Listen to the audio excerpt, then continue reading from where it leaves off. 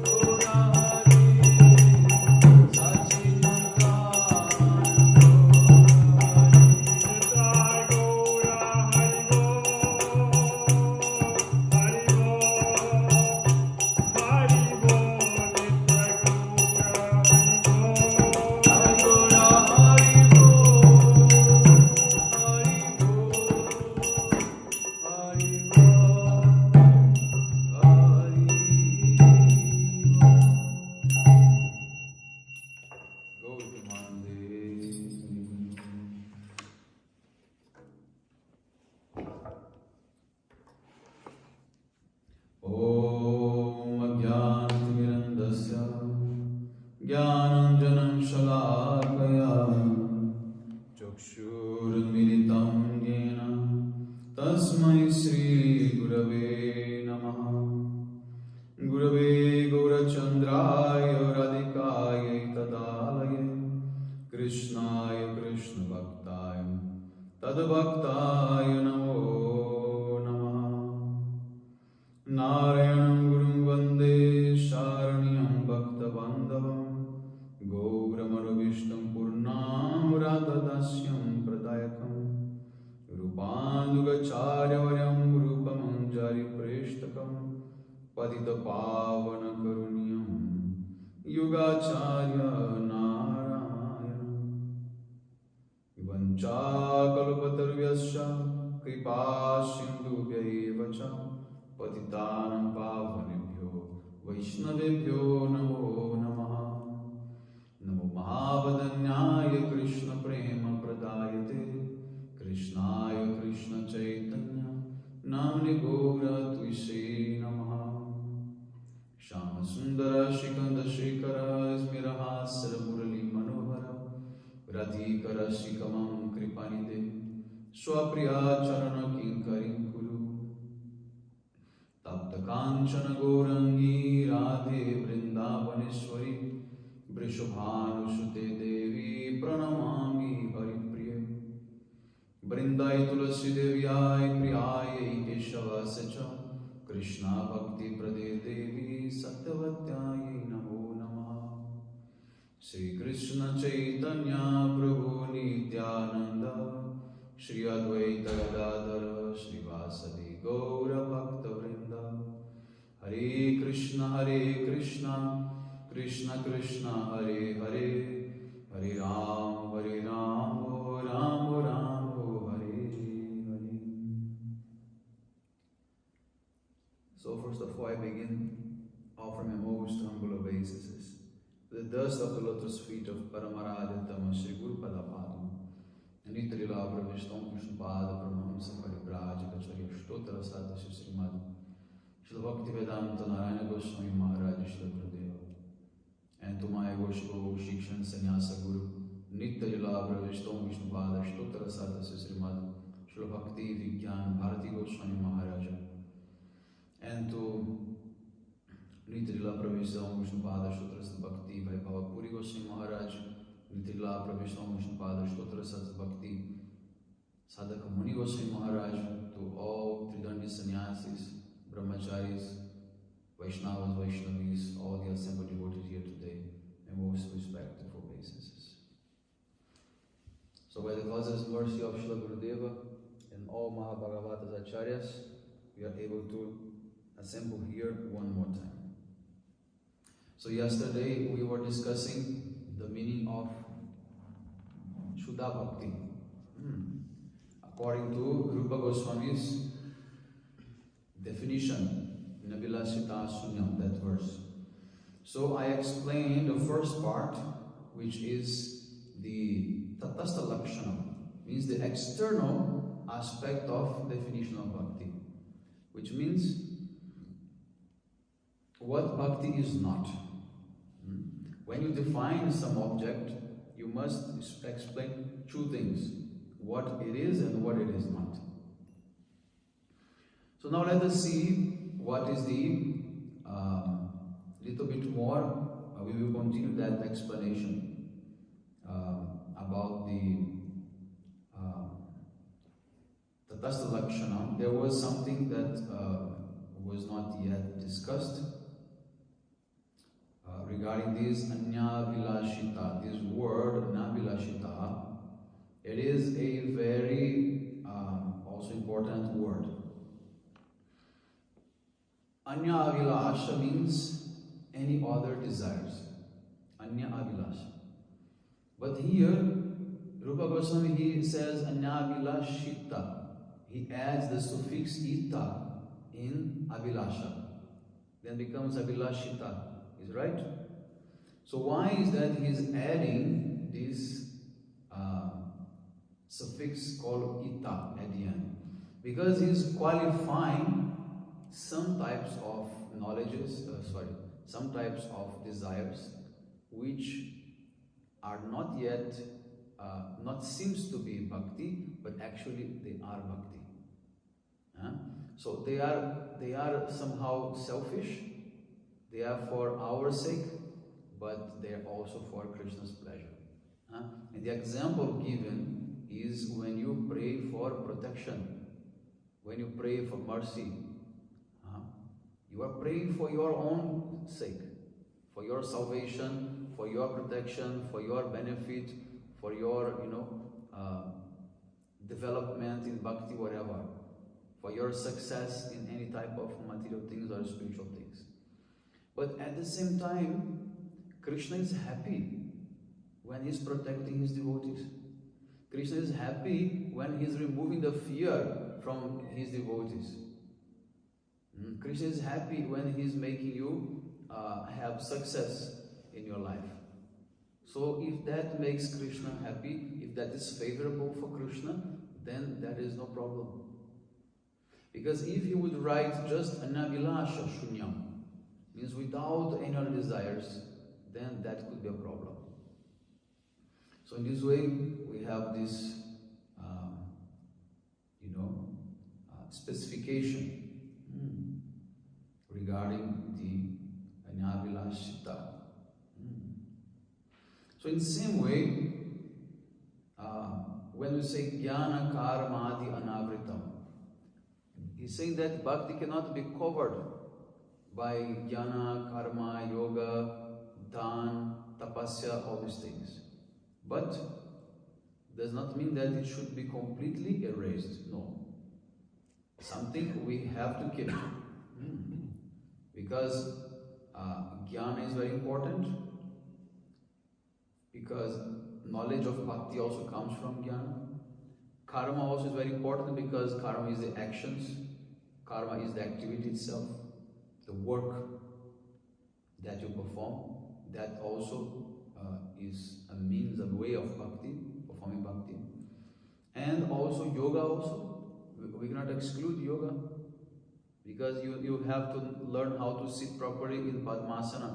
How to keep your back straight when you're doing your Gayatri, for example. This is rules for chanting. You have to know how to control your senses, be one-pointed with your mind, like dharana, like pratyahara, dhyana, and samadhi. So all these things are favorable if they are in the context of bhakti. So there is no problem. And you're doing austerities also is very good for bhakti.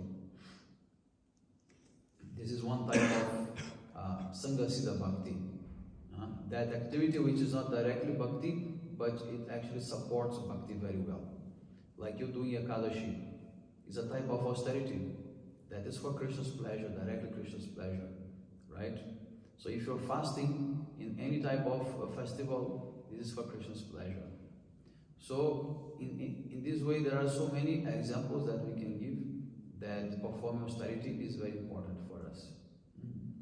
Like following the four principles itself, it is a type of austerity for us. Then dhan. Dhan means charity. We should do charity. Charity is very important. And through charity, you can preach. Through charity, you're distributing prasadam outside for general people. This is charity. But at the same time, you are pleasing Krishna because you're distributing prasadam. So this is bhakti. Not pure bhakti, but Sangha-siddha bhakti. Okay?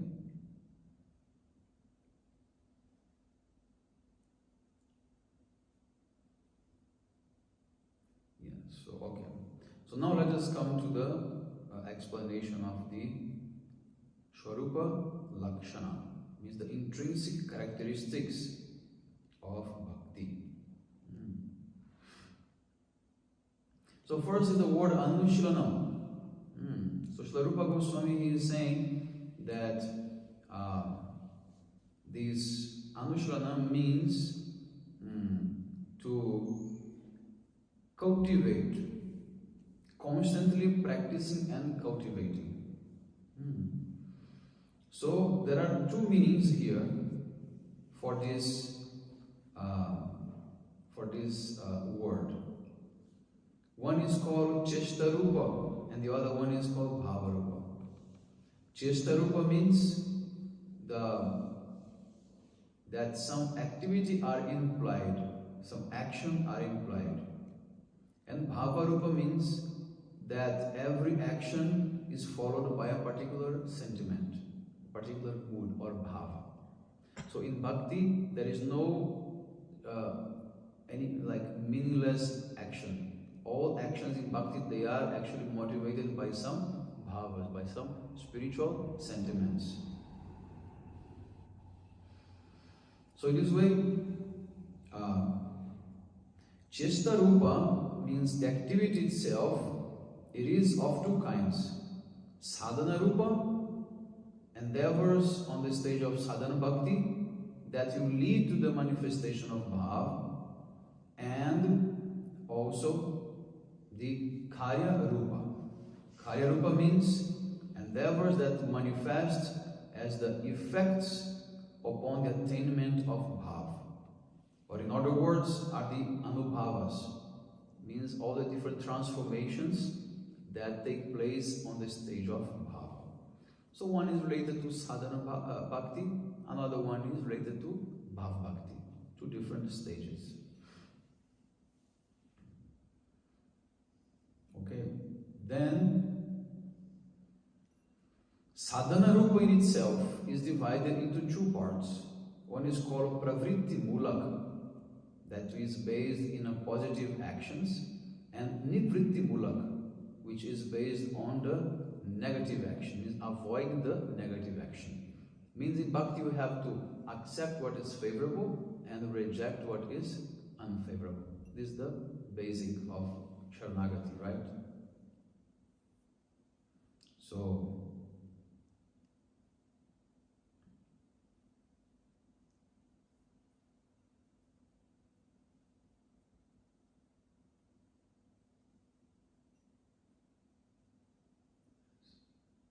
So these, now we describe Chesta Rupa, now we describe Bhava Rupa. Bhava Rupa is also of two kinds. Priti means love, and Vishada means despondency. Priti refers to the manifestation of the Isthai Bhava, and Vishada refers to the Sanchari Bhavas, also known as Vyabhichari Bhavas. What is he saying here? Priti means love, means prema. That prema is manifested by the Isthai Bhava. What Isthai Bhava means? Sthai means fixed, and Bhava is the sentiment. So Isthai Bhava is in what rasa you are established. Shanta, Dasya, Sakya, Vatsalya or Madhura. That can be 5 types of Sthai Bhavas. That is your complete fixed and established rasa. You cannot change that, right? Once you achieve the perfection in that rasa, you'll be there forever. Okay, so that is a Sthai Bhava. But on top of that Sthai Bhava, we have what we call Sanchari Bhavas or Vyabhichari Bhavas, which are the transitory Bhavas. The different types of sentiments that you manifest like waves on top of the ocean of this Sthai Bhava. Understand? Hare Krishna. So, Sthai Bhava is like the ocean, and the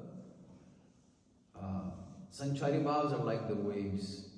The waves, they come, then again they merge in the ocean. They go high, again they merge in the ocean, right? So this is what he's saying here.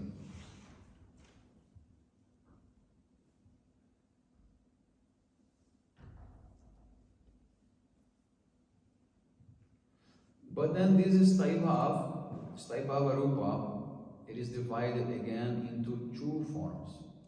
One is called Premanpur, the sprout of Prema. What it means, Bhava. Bhava is the sprout of Prema. The first ray of the sun of Prema manifested is called Bhava. So Bhava is called Prema Ankur. Ankur means a sprout. You know what a sprout means? A small seed growing. And the second type is called Prema Rupa. Prema Rupa means the different stages within Prema. What are those stages? Sneha, Man, Pranaya, Rag, Anurag, Bhav, Mahabhav. Madanakya Mahabhava, Prem Vaichitya, and so on. These are the stages of prema. So all these stages are completely beyond the mundane worldly sentiments. They are transcendental and fully situated in unalloyed goodness, which is called Vishuddha Sattva. So therefore the definition of Bhava is Shuddha Sattva Visheshatma Prema Suyam Sushamyabhak Ruchi Vischittamaznya Kridasho Bhava Uchate. This Bhava is Vishuddha Sattva, means the pure type of Sattva, the pure existence. And this is what? Prema Suryamshu. These are like the sun rays, the first sun rays that appear before the sun itself. You see the sky is getting more yellow, but still the sun has not yet appeared. So that is the Bhava stage, the beginning of Prema, but not yet fully manifested. This is called the Bhavankur.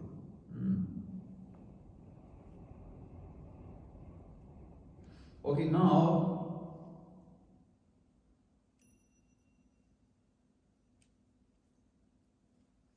we again explain this, this Anushranam means are of two kinds. We have explained Chestarup and Bhavarup. So here we have something interesting to understand, is that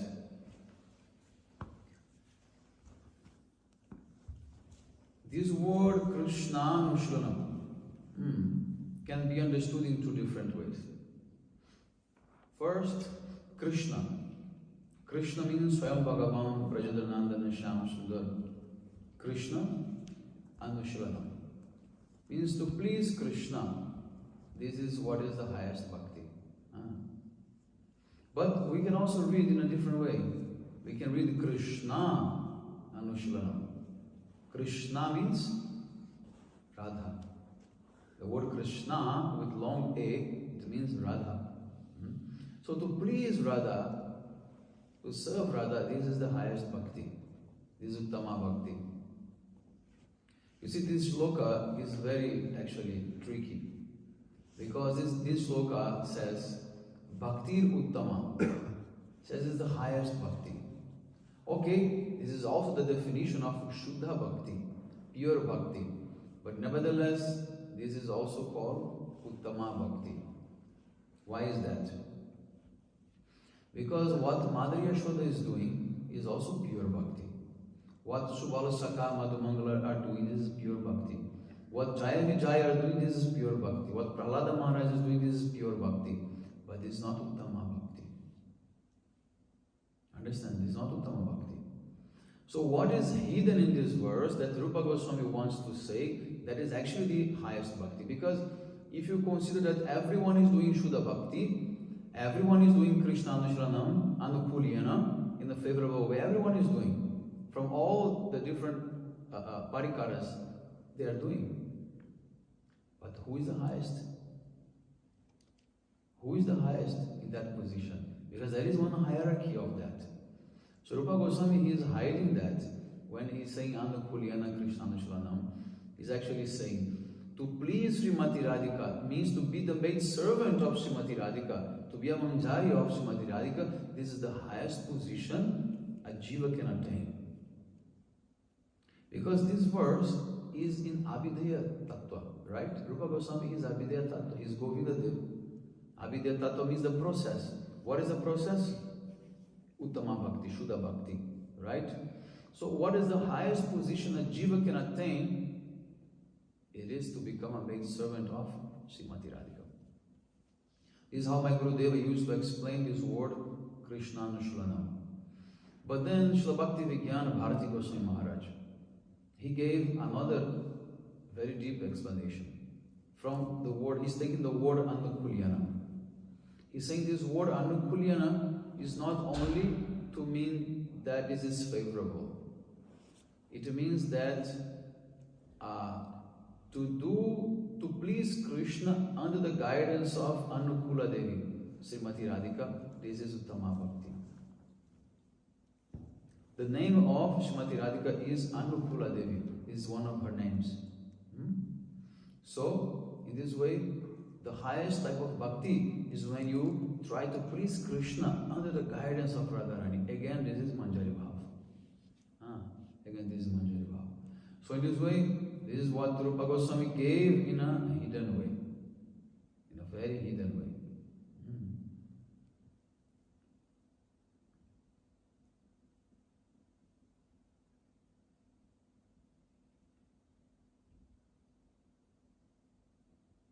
Okay, so this is what we wanted to share today. Let us continue here with the questions in Amritavani by Srila Bhaktivedanta Saraswati Thakur. So next question is 35. How should one treat the material world? Means how should be our relationship with the material world? How we should react upon seeing the material world. Then he's quoting the verse from Ishopanishad that says, Ishavasyam vidam sarvam tat kincha jagatyam jagat tenatyak tena bunjita magrita kasyat svidhanam. Everything animate or inanimate that is within the universe is controlled and owned by the Lord. One should therefore accept only those things necessary for himself, which are set aside as his quota, means as the amount he can take. And one should not accept other things, knowing well to whom they belong. Means the verse is saying that you should see that everything belongs to God. And whatever God gave you, you'll be satisfied with that. Don't hanker for any extra things which does not belong to you or which God does not want to give you. So in this way, the devotees, they, according to their level, of course, if you are very much surrendered, if you are like a pure devotee, you don't endeavor for anything, you just accept whatever comes. But if you are at a different level, you may also try to endeavor for many things, but you can know the moment to stop when you say, yes, I can't pursue this, okay, I have tried but I cannot, I accept that God is giving, right? So there are these two types of things. Because if you are just endeavoring and struggling to get something and you are not accepting what God gives you, and then you become upset or disappointed, means you are not a devotee yet. Even if you are wearing tilak and having harinam, that's not the point. The point is how you are really behaving as a devotee. So then Srila Prabhupada is saying, O sense enjoyers, why do you think that this world is meant for your pleasure? You will not be able to worship Hari as long as you remain engrossed in material enjoyment.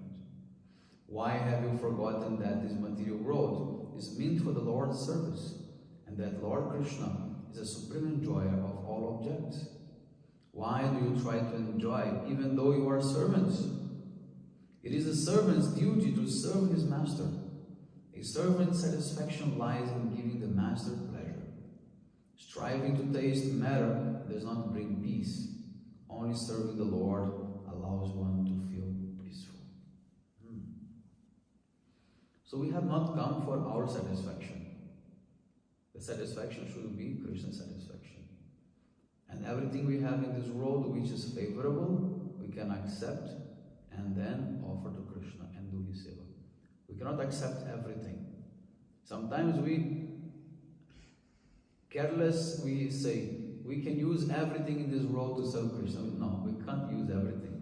You can't use a stool, you cannot use many horrible things to serve. Because we neglect what is unfavorable. We only accept what is favorable, then that we can use for Krishna's service.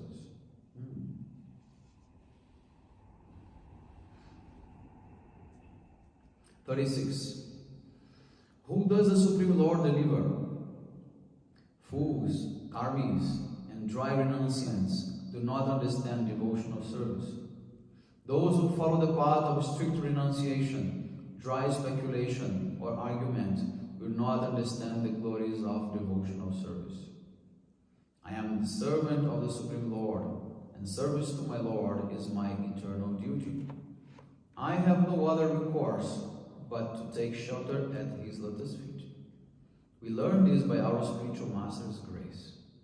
The Lord does not forsake those who do not forsake Him. Anyone who serves the Lord will surely attain Him, but we must surrender 100% if we do not want to be deceived. If we surrender 100%, the Lord guarantees our deliverance. So Krishna will only deliver those who are 100% surrendered. 99.9 won't do. He wants 100% only. When he say that Krishna, he only forsake those who do not forsake him, does not forsake those. In Gita he is saying, Je jatamam prapadyante tams tatteva bhajamyaham. The way you worship me. Yes, Maharaj. Okay, you can start. Yeah. Okay, you can start. In the way you worship me, in the way you serve me, I reciprocate accordingly to that. So this is how we understand. Okay? So we are going to stop now and continue next time. Gaur Premanande Hari Hari Bo Vancha Kalpatarvesha Kripa Sindhu Vevacha Patitanam Pavanibhyo Vaishnava